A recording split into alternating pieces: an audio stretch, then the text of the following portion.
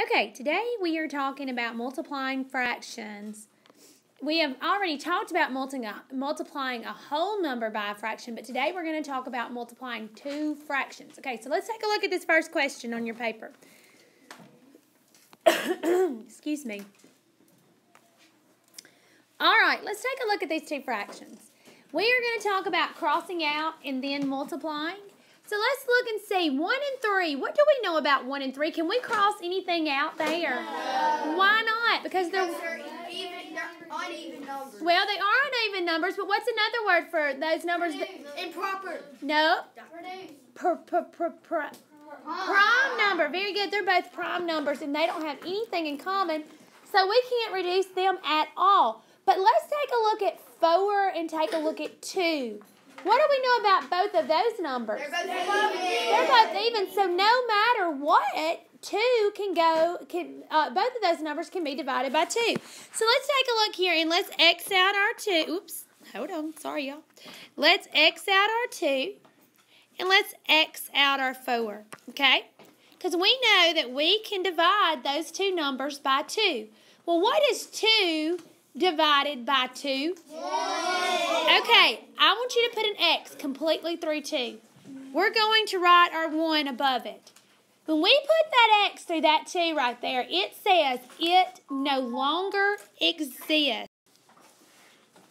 All right, so now we've divided 2 by 2, so what must we divide 4 by? 2. By 2, very good. X out the 4, make it a 2. I'm going to say 1 times 1. What's 1 times 1? 1. What's 3 times 2? 6. 6. My answer is 1 6. All right. Does everybody understand how? Do we have any questions on what we just did on this one? Okay. Now let's go ahead and look at another problem. Okay. At your table. I want you to discuss it and decide if we have anything that we can cross out here. Go. Talk to your neighbors.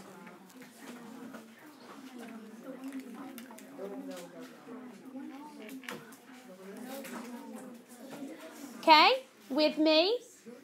Back to me, please. All right. I have 1/3 times 2/5. 1 and 5. Do they have anything in common that will reduce them? No. 2 and 3. Anything in common? No. So what do I know I can just go ahead and do? Multiply. Just multiply. Very good. What's 1 times 2? 2. Very good. What's 3 times 5? 15. Excellent.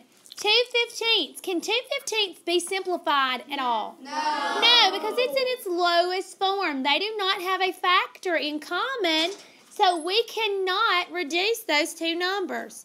All right, let's take a look at our next question here.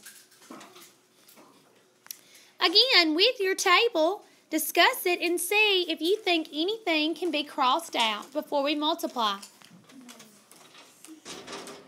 Who says, yes, we have something that can be crossed out? Well, I have a 6 and a 2 there. Why can they not be crossed out? They're not, like, if you try to cross multiply, they're not, like, there's not a 6 right here. They're not across from each other. Very good. One has to be on the top, which is the numerator, and one has to be on the bottom, which is the denominator, and we don't have that there.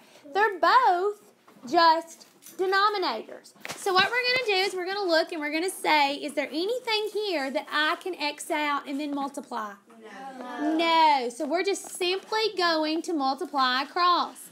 What is 5 times 1? 5. What is 6 times 2? 12. Excellent. Right now we're doing those crawling problems, and we will do, we'll go into walking problems in just a minute, but right now we're crawling, okay? So let's take a look at our next problem. All right, with your table, discuss this and see if you see anything that I can cross out that's going to help me in the long run. What did we find? 4 and 2. 4 and 2. Very good. So I'm going to X out my 2 and put a line through my 4. As I divide 2 by 2, what am I going to get? 1. Excellent. But am I finished? No. No, because what I do here, I must do to the 4. So I'm going to X out my 4 divide it by 2, and what am I going to get? 2. Excellent. So now I'm going to say 3 times 1. What's 3 times 1? 3. What's 2 times 5? 10. So we have 3 tenths. Can I simplify that any? No. No, it is as low as it goes. It's limbo. It's as low as it can go. All right, so let's take a look. I want you really quickly with your table to work this next problem. Go ahead and work this next problem, and then we'll go over it as a group.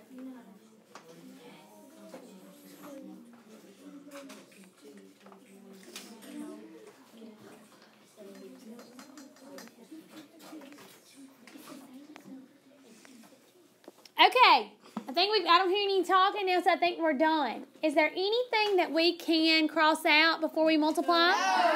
No. So I'm going to say 2 times 1. What is 2 times 1? 2. What's 3 times 5? 15. Excellent job. I have 2 15s. Who got 2 15s? Let me see those hands. Excellent job. Okay, go ahead and work out the next one. Remember, we're getting them as low as they go. We are reducing, simplifying, and reducing.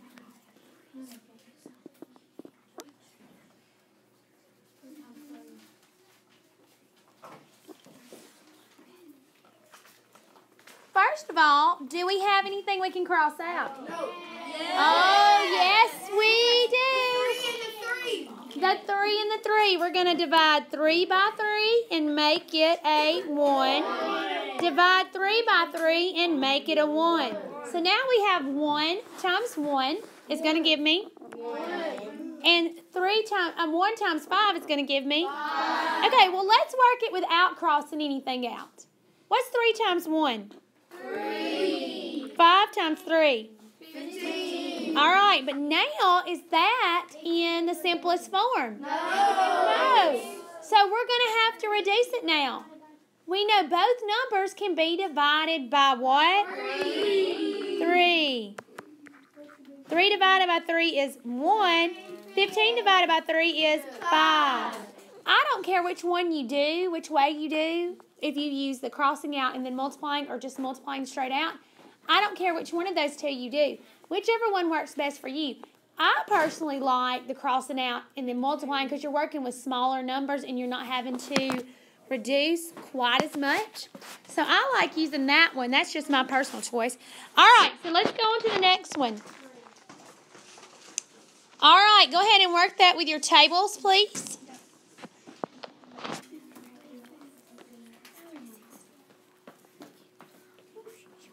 Okay, anything that can be crossed out? No. No, there is nothing that we can cross out. So we're just going to simply what, everybody? Multiply across. Very good. What's 3 times 1? 3. 4 times 4 is? 16. Can I reduce that?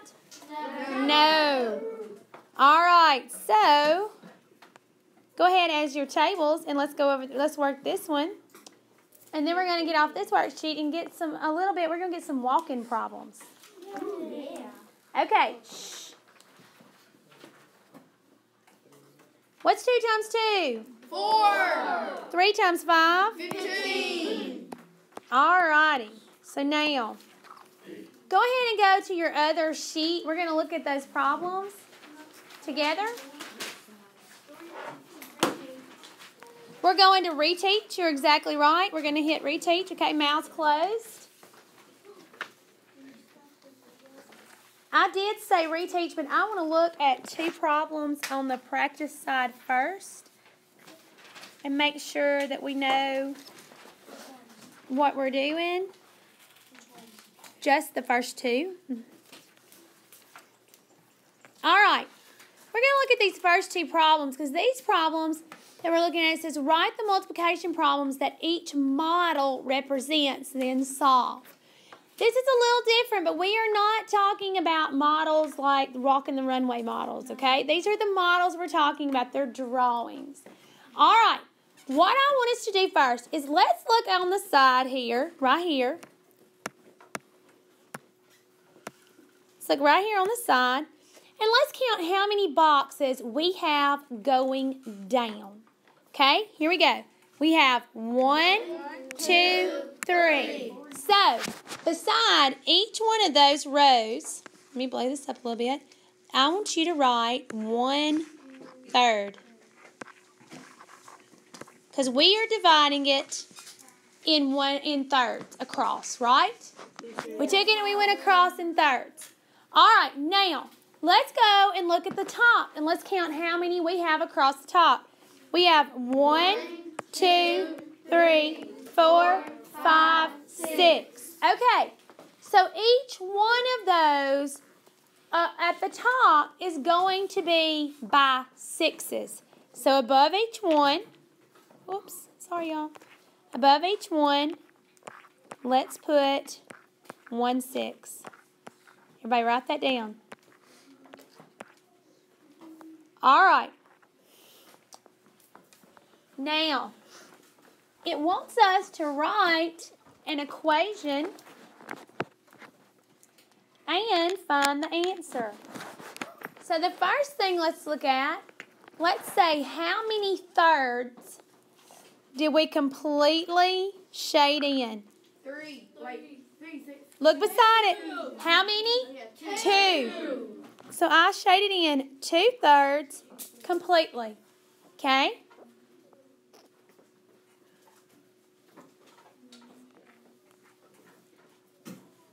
Okay? And now the dots is representing our 6th. Okay? So how many rows? No, wait. How many rows of dots do you see? Not how many boxes are filled in, but how many rows of dots do you see? 1 row. Okay? So we're going to say times 1 6. All right. Now, when we're looking at this, we only count the ones that are overlapping, that have both of the dots and have shaded 2. So how many itty-bitty squares up here has dots and shading in? Has both of them? 2. These 2 right here. All right, so now let's count and see how many how many squares we have in all. Okay, here we go. Let's count. 1, 2, 3, 4, 5, 6, 7, 8, 9, 10, 11, 12, 13, 14, 15, 16, 17, 18. Okay, so I have 2 18ths, okay? We could have worked that out. We could have said 2 times 1 and got 2. We could have said 3 times 6 and got 18. This can be simplified. It's an even number. Both numbers are even. So I can say 2 divided by 2 and get 1. And 18 divided by 2 and get 9. So that would work, okay? All right. Everybody got this copied down? All right. Now let's look at our problem. Hold on. Whoops. Still in pen. Let's look at number 2. Let's first start like we did a while ago. And let's see how many we have going down the side. We have 1, come on, 1, 2, 3, 4. So we're going to put 1/4 beside each one of these going down the side. Okay, everybody see where I got those fourths? Yes, ma'am. Because that's what I'm cutting it into across. Okay, now, let's look at up and down and see what we're going to have here. How many have we got? We've got 1, 2, 3, 4, 5, 6, 7. So above each one of those, we're going to put 1/7.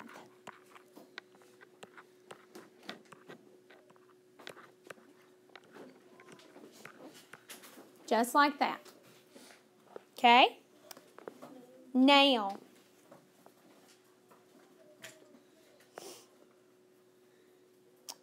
so our dots are being represented by our fourths because they're going across. And our shaded portions is going up and down. So how many rows of just dots do I have here? I have one full row, right? Yes, ma'am. So I'm going to say 1/4 times how many up and down shaded do I have? 1, 2, 3, 4, 5. So I have 5/7. Okay? Does everybody see where I got 5/7? Yes. All right? Now, let's count and see how many boxes that I have, little boxes, that I have both dots and shading in. So let's count these. Here we go. 1, 2, 3, 4, 5. Okay, so 5's going to be on the top. Now let's count and see how many little dots I have all over. Little boxes, excuse me, I have all over. Here we go. 1, 2. Okay, now let's count and see how many small boxes we have in all. Okay, everybody ready? Here we go. 1, 2, 3, 4, 5, 6, 7, 8, 9, 10, 11, 12, 13, 14, 15, 16, 17, 18, 19, 20, 21, 22, 23, 24, 25, 26, 27, 28. Okay, so no, just 28. We have 28, 5 and 28, 5 28s, okay? Does everybody see how I got those 5 28s? Yes. All right, I could have said 1 times 5 and gotten 5, 4 times 7 and gotten 28. All right, now let's work a couple problems together. I want to go down and work. We'll come back and work a few more, but I want to go down and work number 11. So everybody go down with me to number 11. All right. We're going to use some property of multiplication today. Does anybody remember a property that we talked about with grouping parentheses? Does anybody remember what that property is called? Anybody? Associative. Very good. Associative. So we've got to pick two problems, two numbers off this problem to work first. We're going to associate them. I'm going to pick, I'm going to pick these two. Right now, 14 does not exist. It is not there. We do not see it. We are just going to look at this first problem, okay? And I'm going to look to see if I can cross anything out. Can I cross anything out? Yes, I can cross out 2 and 6. So I'm going to put a mark through 2, a mark through 6. What am I going to divide these two numbers by? 2. So I'm going to mark out my 2, make it a 1. Remember, when we mark that 2 out and we put that 1 down, that 2 is gone. No longer exists. We're going to mark out our 6. It's going to become a 3. What's 1 times 5? 5. What's 3 times 3? 5. Now we are ready to work our second problem. We're going to put 14 over 1 because 14 is a whole number, right? Yes. All right.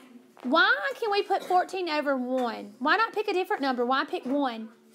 Well, because it's a whole number, and when you have a fraction like that, you have to put 1 under the whole number. Because it doesn't change its what? It doesn't change its Value. It does not change the value. You're exactly right. Because all that fraction bar right there does is tells me that I can divide. And if I say 14 divided by 1, I'm still going to have what? 14. Okay, what is 14 times 5? Go to the side and work it out. Come right here to the side and say 14 times 5. 5 times 4 is 20. Carry your 2. 5 times 1 is 5 plus 2 is 7. So I have 70 over 9. Can I leave it like that? No, you have to divide. No, because what kind of fraction is it right now? Are we ever improper in this room? No. So we are going to go ahead and divide that out. I'm going to say 70 divided by 9. 9 can go into 70 about how many times? 6 times, that's right. 6 times 9, or 6 times, I'm sorry, y'all, not 6. No, we need to go up again. What do we need to go to? 7. Good job. I'm sorry.